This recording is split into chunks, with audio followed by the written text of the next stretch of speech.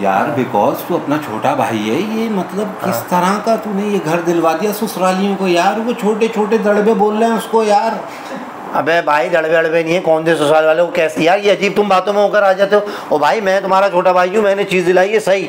कमरे हैं बड़े, और कमरे इतने बड़े, इधर मिलाद कुरान खानी चांदनियाँ बिछा के औरतें आराम से घुस जाएंगी 35 उसके अंदर। वो बात सही है, वो तो कह रही है कि इतने इतने से घोंसले हैं बिल्कुल छोटे छोटे। पता नहीं भाई तू किन की बातों में होकर आ गया यार। मैं तो पर्दे लेने गया था, मैंने जब तुम्हें रोका पर्दे लेने नहीं जाओ। अब मैं जब पर्दे लेने गया कहने लगी कैसा कर दिला दिया, हमारे बच्चों को मच्छर ने काट लिया, अब उसको बुखार हो गया। तो मैंने कहा बात सुने, आपको बच्चों को बुखार हो गया तो मेरा तो कसूर नहीं है, मैंने तो घर आपको दिखाया था ना, खिड़कियां भी दिखाई थी, जालियां भी लगी, अब जाली खुली रह गई, मेरा कसूर थोड़ी है। इतने बड़े बड़े कमरे दिला दिए, यकीन करके अगर कोई चीज खो भी जाए तो साइकिल पे, छोटी साइकिल है उस पर जाना पड़ता है। हाँ। अबे तू बातें कर रहा है यार, तू मेरे पे इल्जाम लगा रहा है। फोन आया, उनका फोन आया, वो कह रही है कि यार इस तरह का यार वो उनके साथ कोई सीन।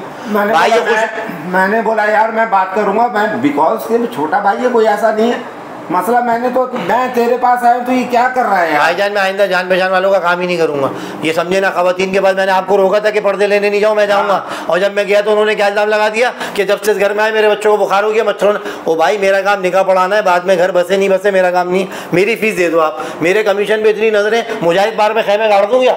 अबे अगर इनको बड़ी जगह चाहिए, दम उठ रहा है भाई, तो बात सुनो उनसे, बोलो बिलाकों पर रख के रोटी पका लो सामने ग्राउंड में, उसमें दे देना 25,000 रुपये। अबे तो बात कोई तरीके की है। घर है अब इतना, कितना बड़ा घर दूँ यार 28,000 रुपये में, मैंने दिला तो दिया तुम्हारे मुंह के ऊपर। अब वो तुम्हें भर के भेज दी चाबी इन्होंने कि भाई ये छोटे छोटे कमरे, तुम कमरे जाके तो देखो।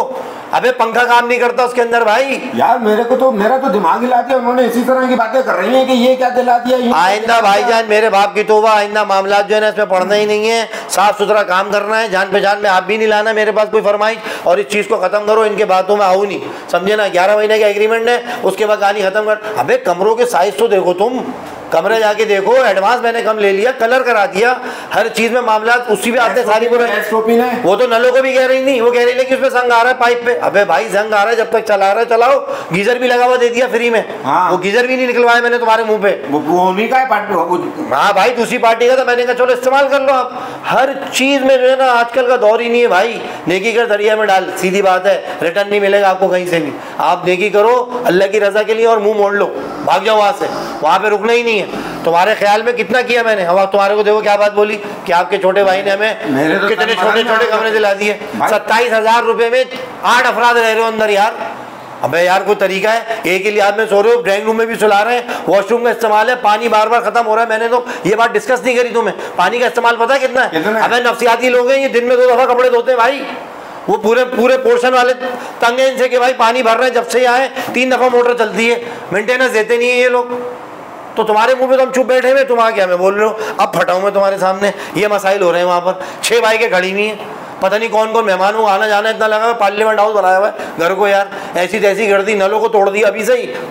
मैं तो बोल नहीं रहा तुम्हारे को यार, घर में आतंकवादी आ गए क्या? भाई इनकी थाने में एंट्री कराइए, बड़ा मुश्किल से हुई है थाने में एंट्री भी, तस्वीर खिंचवा के। मैंने कहा पता नहीं कौन लोग हैं, तुम्हारे मुंह पे आइंदा भाई जान पहचान में काम नहीं करना भाई। शादी में जो ना कभी फायरिंग नहीं करवाया करो।